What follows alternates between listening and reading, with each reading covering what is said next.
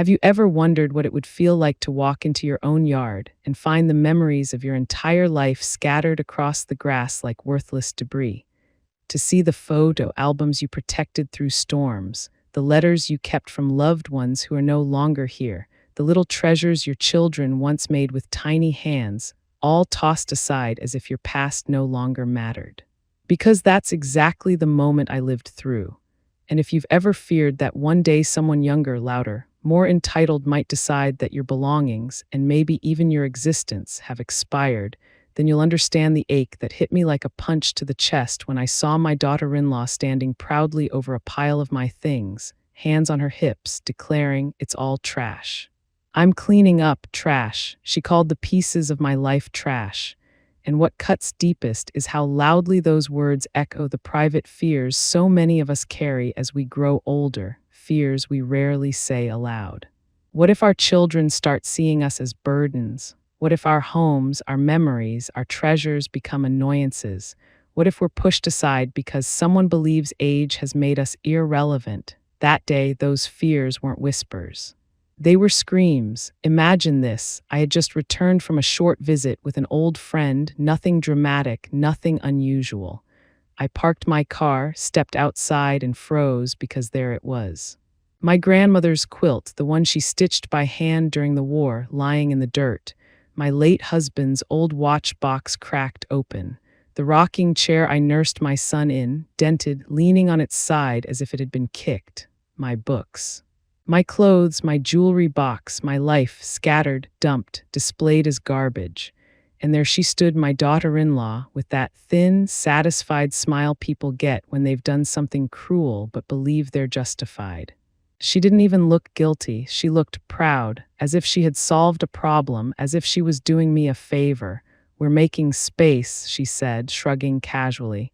"Your old things were cluttering everything. You should have gotten rid of this stuff ages ago."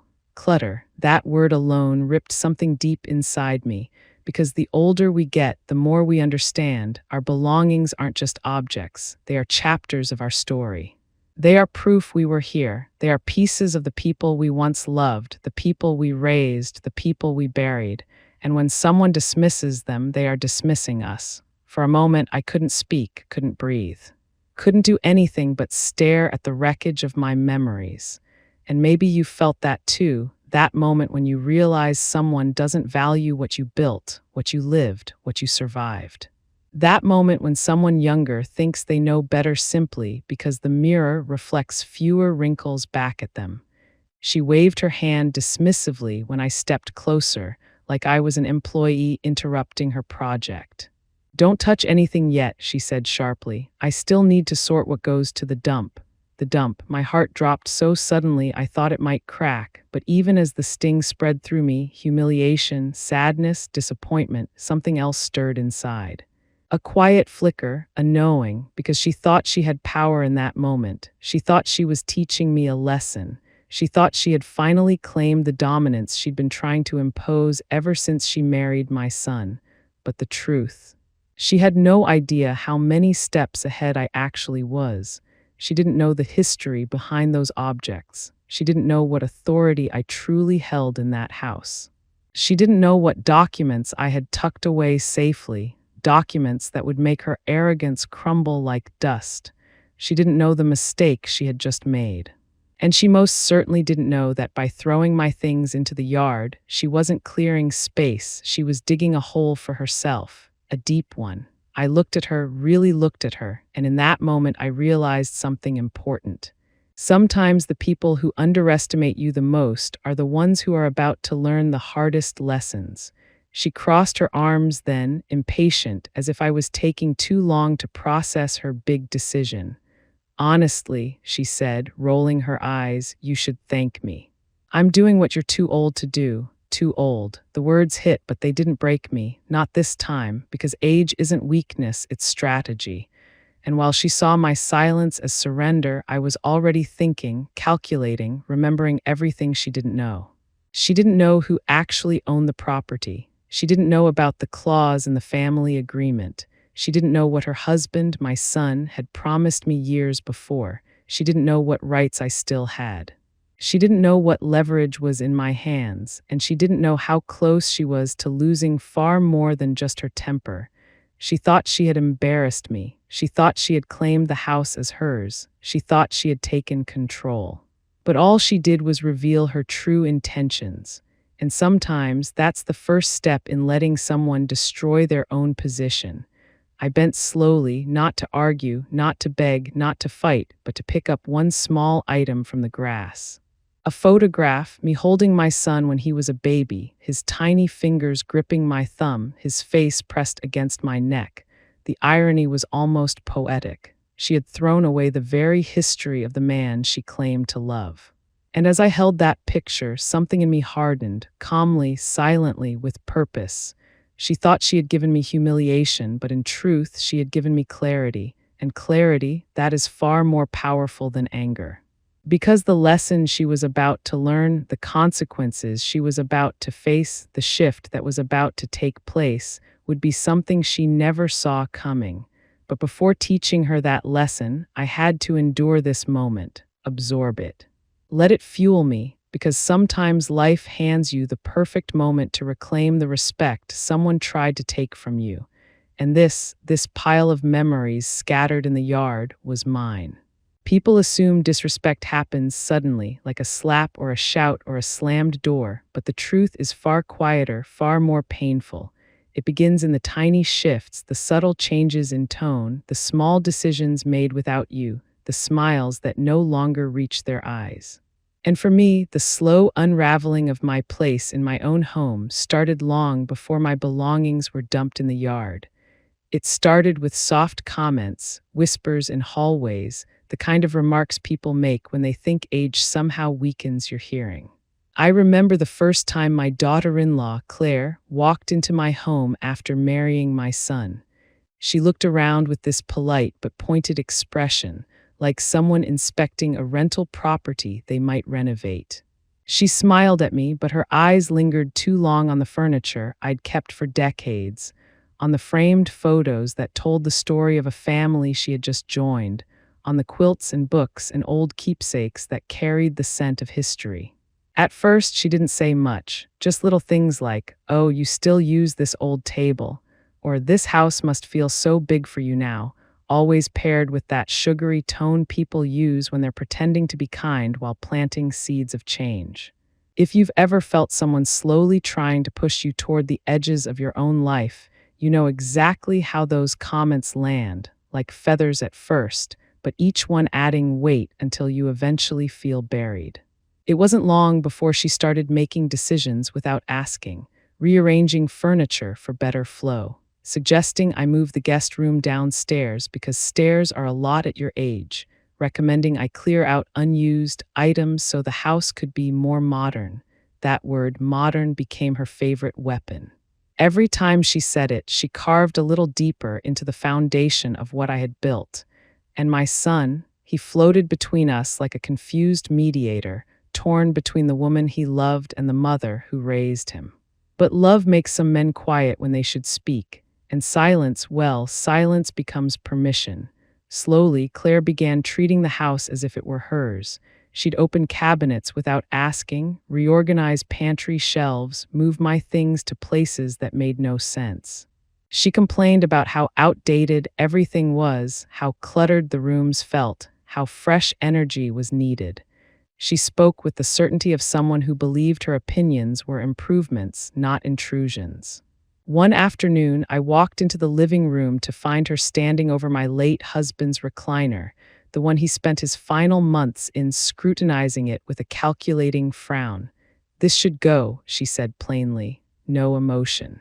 No hesitation, no awareness of the memories stitched into every crease of that old leather. It's an eyesore, an eyesore. The seat where I held his hand for the last time, the chair where he laughed, slept, prayed, and lived. Her words sliced through me like ice, but I swallowed it down, not because I was weak, but because age teaches you when to speak and when to wait. But she kept pushing. Each week she made bolder decisions.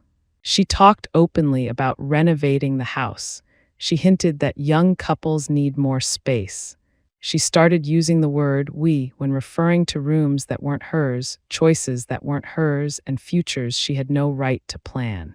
She even brought up the idea of me downsizing, preferably near a nice retirement community, said with a smile so tight it could cut glass. And then came the worst sign, the one that so many seniors fear but hardly ever admit aloud. One night I overheard them talking. My son's voice soft, hesitant, hers sharp, firm. "She doesn't need all this space," Claire said. "She's alone. It's time she lets go of old things and old habits. We need to move forward, as if my life was holding them back, as if the walls that raised my son, fed him, protected him, comforted him, were now obstacles instead of memories. But my son didn't defend me. He didn't say, "This is her home." He didn't say, "She decides what stays." He just sighed, the kind of sigh that turns a mother's stomach to stone, because I knew that sound. It was the sound of a man choosing peace over loyalty. And that's when the hurt really crept in. Not because Claire was disrespectful, not because she was territorial or entitled, but because my son, the boy whose scraped knees I'd bandaged, who I fed, clothed, protected, sacrificed everything for, didn't stand up for me. That betrayal cuts deeper than any insult, and seniors across the world know that pain, that quiet fear of becoming a guest in your own life, drifting quietly behind the shadows of younger people who think they know better simply because time hasn't taught them humility yet. As months passed, Claire's confidence grew. She began speaking to me with that tone, the one people use with children or with older folks they've decided aren't capable anymore. She started sentences with, "You probably don't understand, but," or "I'll handle it, you just relax." Relax, as though I had suddenly become incapable of decisions, as though being older meant being incompetent. And with each dismissive smile, each invasive comment, each rearranged shelf, she pushed me a little further out of my own story. But here's the part she didn't know. While she was busy trying to take over, I was quietly watching, quietly remembering, quietly preparing. Because life teaches you this much, arrogance always exposes itself. And the day she dumped my belongings in the yard, that wasn't a spontaneous outburst. No, that was the crescendo of the entitlement she'd been building for months. The final expression of her belief that I was no longer the center of my own home, that she had won, that she now ruled. But what she didn't realize, what she couldn't have realized, was that every move she made was quietly tightening the ropes around her own downfall. And soon, those ropes would snap.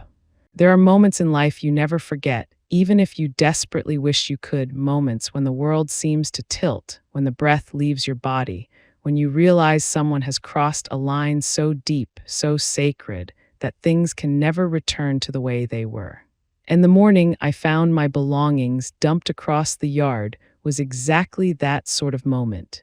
It wasn't just the shock of seeing boxes overturned and photo frames cracked on the ground.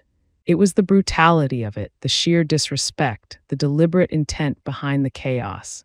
It was the realization that this wasn't a mistake, it was a message.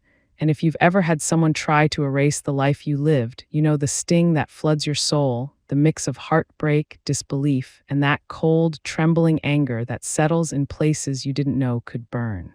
I had gone out early that day to run errands, just routine things seniors often handle alone because younger family members don't have time. Groceries, medications, a little detour to a thrift shop just to browse through old records, the simple pleasures you cling to when the rest of the world moves too fast. And when I turned the corner toward my house, I remember feeling this odd pause inside my chest. The yard looked different, messy, unfamiliar. At first, my mind refused to register it. Bags, boxes, furniture. Clothes fluttering in the breeze like ghosts. And then slowly, painfully, recognition began to settle. That quilt, that rocking chair, those photo albums, those framed pictures, my wedding photo, my husband's military plaque, my son's kindergarten drawing, my mother's Bible. Scattered across the yard like trash. For a moment, I simply stood there, frozen, holding my breath as if the scene might rearrange itself if I didn't move. But reality didn't change, it sharpened. "Oh, you're back already?" Claire's voice cut through the quiet. She stood on the porch like she was surveying a yard sale she'd organized herself. No shame, no panic, no apology. Just that irritating air of someone who believes they're doing the world a favor. She had her hair tied back in a neat bun, a pair of gloves hanging from her pocket, and her face glowed with satisfaction, the kind someone gets only after committing a cruelty they think is justified. I decided to get started on decluttering, she said, motioning vaguely at the chaos. This stuff had to go, it's all old, and honestly, it's just taking up space. Space. I felt something inside my chest crack at that word. Because what she meant wasn't space in the house, what she meant was space in their lives. Space she didn't want me filling anymore.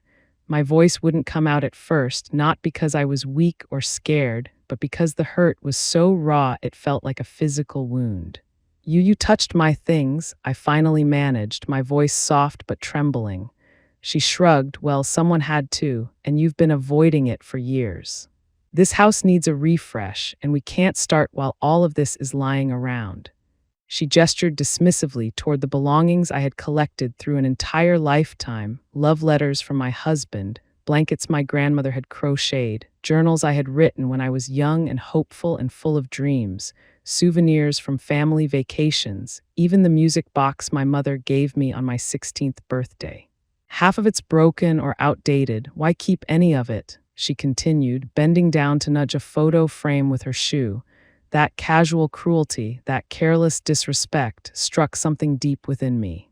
It wasn't just my belongings she was stepping on, it was my memories, my history, my identity, and the terrifying part, she didn't see that as wrong. No, she saw it as necessary, as if erasing the past made more room for her future. And my son, he stood behind her at the doorway, his expression tight and uncomfortable, but not nearly angry enough. Not horrified, not protective. He looked resigned, as if he had been convinced this was somehow logical. We talked about this, he mumbled, not meeting my eyes. Talked about this? No, they talked about this. And suddenly all the subtle moments, the little comments, the secret glances, the whispered conversations, they all snapped together like puzzle pieces. She had been planning this, preparing him, influencing him, convincing him that I needed to let go, that I needed less, that I should stop holding onto things that mattered. That I was getting older, and therefore my life didn't need to take up so much room. A cold, hollow ache spread through me as I knelt to pick up a photograph of my husband.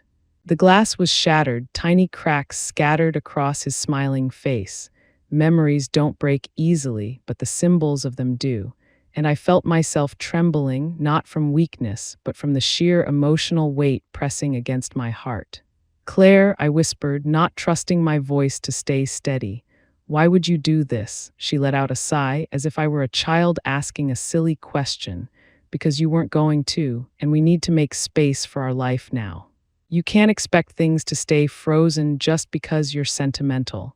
Sentimental, that word stung like a slap, because seniors hear it often used as a polite insult, a way of saying your feelings don't matter, your memories don't matter. Your past doesn't matter. Besides, she added, folding her arms, we're thinking of redoing the entire house. New floors, new furniture, new layout, so anything that doesn't fit the new style has to go. Our house, redo, new style. That was when I understood the full truth. She didn't just want control, she wanted ownership. She wanted to erase every trace of the life that existed before her, and she wanted me out of the way while she did it. But here's the part she didn't know. The house wasn't hers, not even a little, and the papers proving that were tucked safely away where she couldn't reach them. Still, I didn't scream. I didn't shout or demand or lash out. Because sometimes the strongest thing you can do is stay quiet long enough to let someone think they've won. Claire mistook my silence for submission. She mistook my calm for defeat, and that was her mistake. Because while I looked down at the wreckage she had created, I felt something powerful settle into me, a sense of certainty, a realization, a resolve. She had crossed the line. And now the lesson she had unknowingly begged for was already beginning to right itself. I lifted an old wooden box off the ground, wiped off the dirt, and held it close. inside that box was more than memories. Inside that box was the key to her downfall, but she didn't know that yet, not even close. And as I stood up slowly, deliberately, her smirk widening as if she had finally taken control, she had no idea how quickly the ground beneath her was about to disappear. Most people think the loudest person in the room holds the most power, but they couldn't be more wrong. Real power often sits quietly, patiently, hidden beneath calm breaths and steady hands. And while Claire strutted around the yard like a conqueror who had claimed victory, I simply gathered my belongings in silence, slow, deliberate silence that made her frown, because she expected anger, she expected tears, she expected the dramatic collapse she believed older people fall into when their world is shaken. But instead, I simply picked up a book here, a frame there, folded my grandmother's quilt with careful fingers, and carried each piece into the house like I was carrying something far more valuable than she could comprehend. And in truth, I wasn't carrying objects. I was carrying memories, leverage, and the beginnings of a plan she had no idea she had already fueled. Every time I bent down to retrieve something she had thrown away, the quiet steadiness inside me grew stronger.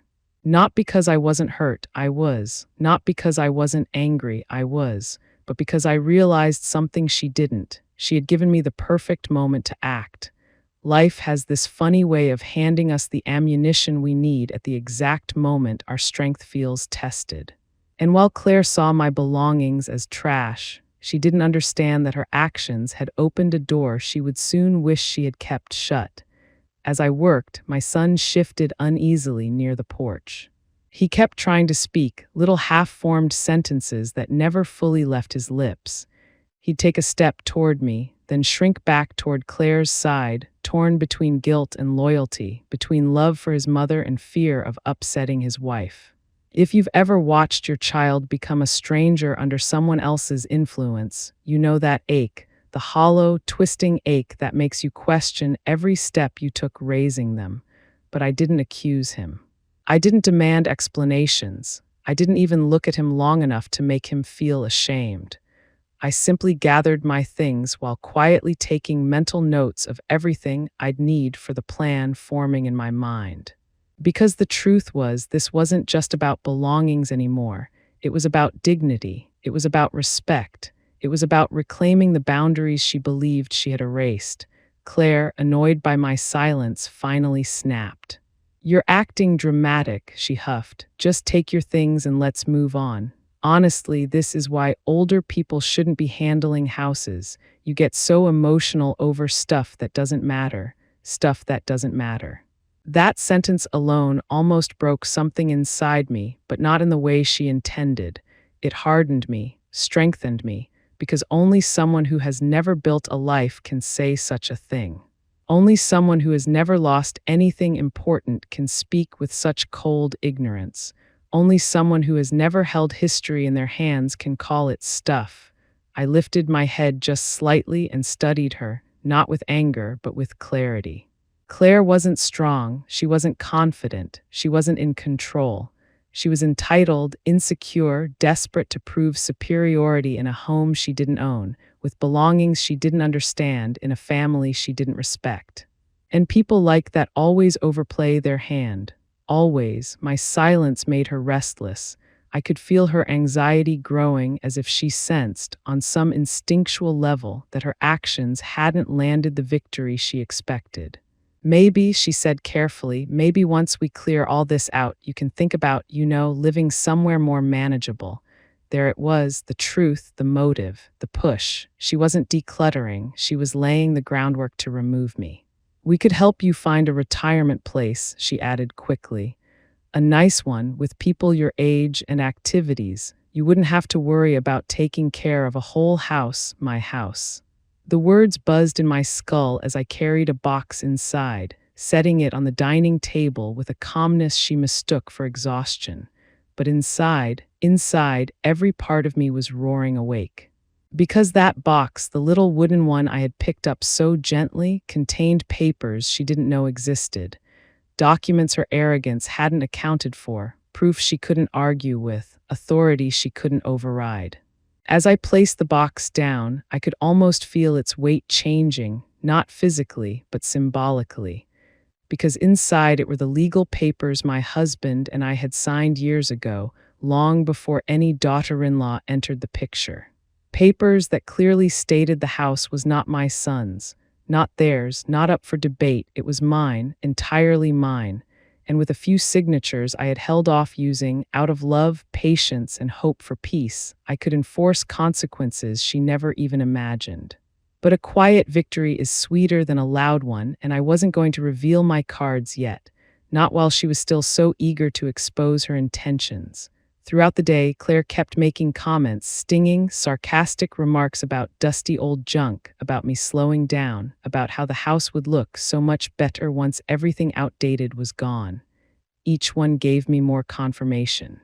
More fuel, more justification. She even dared to say, honestly, your generation keeps too much stuff. Mine likes clean slates, a clean slate. She was talking about clearing me out, not the belongings. But a funny thing happens when someone crosses a line so drastically, they stop paying attention to the ground beneath them. They don't see the cracks forming under their own feet. They don't realize the house they're trying to control is about to become the house they're no longer welcome in. By the time evening shadows stretched across the yard and my belongings were safely inside, I knew exactly what needed to happen. I knew exactly what lesson she needed to learn, not a petty one, not a cruel one, a necessary one that would show her the difference between decluttering a room and demolishing someone's dignity. When I finally closed the front door behind me, leaving her outside complaining about the mess I still needed to clean, I walked to my bedroom, opened the wooden box, and spread the documents across my bed.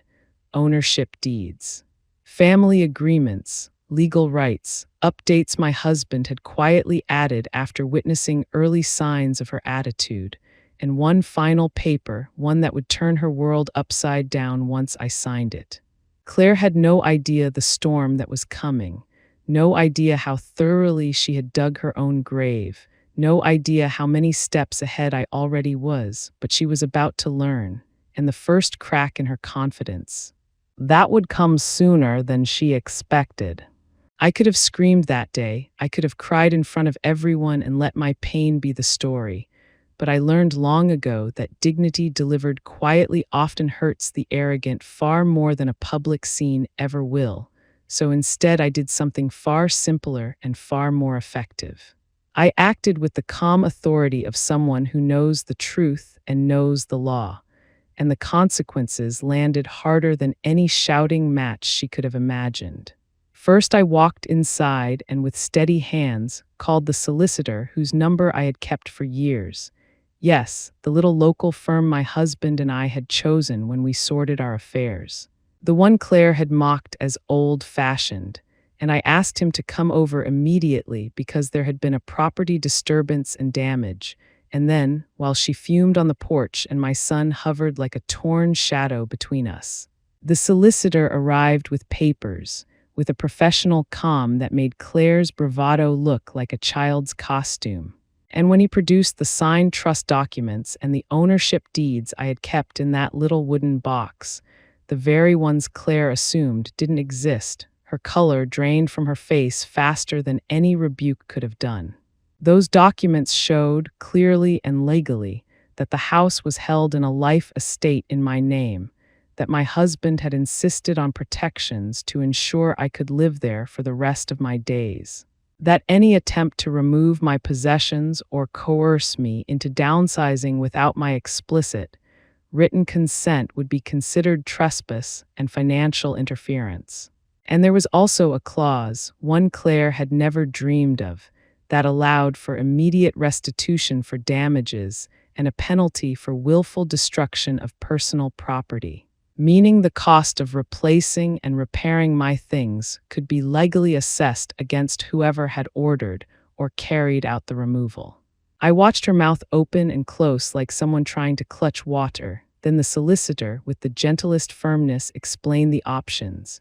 She could apologize, restore every damaged item, and sign an agreement to not interfere again, or I could press charges, seek reparations, and have the sheriff come by to remove anyone who refused to comply. The room held its breath while Claire's defiant posture flickered into panic, and the same neighbors who had once smiled politely at her now stared with a thin, growing indignation because word travels fast in small circles, and people had seen someone's grandmother's quilt thrown onto the wet grass like trash. My son's face crumpled in that moment, tears forming, not because of money or embarrassment, but because finally he understood the depth of what he had allowed, the hollow ache of silence where his mother's defense should have been, and he stepped forward, voice cracking, to plead for calm. "Mom, please, I didn't know she'd go that far," he begged, turning to Claire with a plea sandwiched between shame and apology, and she, who had been so eager to erase our past, could only sputter and try to craft excuses that sounded thinner than tissue paper under scrutiny. The solicitor suggested a mediated path, a written apology, an assessment of damages right away, a public statement to be circulated among family and neighbors acknowledging the wrongdoing, because sometimes the law is about more than fines. It is about restoring dignity and making a humiliator see themselves reflected clearly in the glass of consequence. When Claire realized the possible social consequences, her reputation, her standing in community groups, the whispers at the supermarket till her face went an ashen gray, and she blurted out a clumsy apology that stuck like a bandage on a wound that needed stitches. She promised to replace what she could and to hire a restorer for the quilt, to pay for the damaged frames, to have the furniture repaired. But promises made under threat are brittle, and I wanted more than brittle words. I wanted assurance and boundaries. So I asked the solicitor to draw up an agreement there and then. Claire would sign a legally binding non-interference clause regarding my possessions and my living arrangements. She would pay for immediate repairs, and most importantly, she would attend a family mediation session where she would hear, truly hear, how her actions had wounded the people she claimed to love. She hesitated, then signed, hands trembling. Perhaps the shock of seeing the reality of her actions reflected back at her, documented, legal, incontestable, finally made her understand that cruelty carried consequences. The next chapter unfolded even more quietly. I filed a claim for the damaged items, and the solicitor advised that if she failed to comply within the week, a sheriff's notice would be issued, and something odd and restorative happened in the neighborhood, the kind of small justice that feels enormous. People I hadn't spoken to in months knocked on my door, offering help to clean and repair. Neighbors who had seen Claire's temper had already filmed parts of the aftermath and were willing to provide statements. And suddenly the narrative shifted from humiliation to communal outrage on my behalf. The very people who had once, perhaps mildly, favored the newness she promised began to murmur that respect for elders mattered more than trendy interiors. And through their support, I felt an unfamiliar, radiant vindication wash over me. Not the petty thrill of payback, but the warm, abiding relief that comes when the world finally acknowledges your worth. My son, devastated and repentant, took immediate steps. He moved to protect our family bonds by insisting Claire attend the mediation, by apologizing to me without qualifiers, by offering to coordinate repairs himself. His apology was messy and human and real, and while it didn't erase the weeks of cold distance, it opened the door to healing, slow, careful, and with boundaries firmly in place. Claire's humiliation was public in the gentle way consequences should be: no shouting from my end, no revenge schemes, just clear, legal, and social accountability. And in that space, she had to face the person she had become. Someone who mistook disrespect for efficiency and entitlement for progress. But the most satisfying part, the quietest and truest victory, was watching her reclaim nothing. When the repairs were done and the quilt restored, when the frames were replaced and the grass was cleared, she didn't earn a smile from me. She earned a conversation about respect, about why elders matter, and about how a family should protect its memories rather than erase them. She learned, perhaps the hard way, that homes are repositories of life and not showrooms for someone else's taste. And my son learned, in the rawest sense, that loyalty sometimes requires courage. By the time the solicitor left and the ink on the agreements dried, Claire moved more cautiously, not because she was scared of the law, but because she had seen how much strength older people can carry when they choose to exercise it quietly, confidently, and with every right on their side.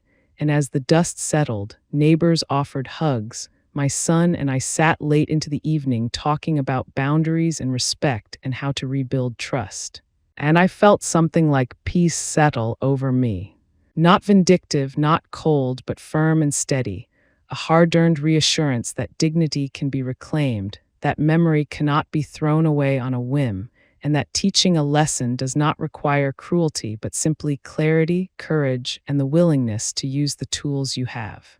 When the dust finally settled and the echo of arguments and paperwork faded into quiet, I found myself sitting alone at my dining table, my restored belongings neatly arranged around me, the freshly repaired quilt folded over the back of my chair, the familiar ticking of my old clock grounding me in a moment I never imagined I'd live through. And as I let the stillness wash over me, I realized something profound. Sometimes the real victory doesn't come from winning a battle, it comes from reclaiming yourself in the aftermath. For so long, I had feared what many seniors fear but rarely admit out loud: the fear of becoming invisible to the younger people in our lives, the fear of being treated like a burden, the fear that one day someone will look at the life we've built and decide it's old, outdated, or in the way. I feared losing my home, my memories, my voice. I feared losing respect.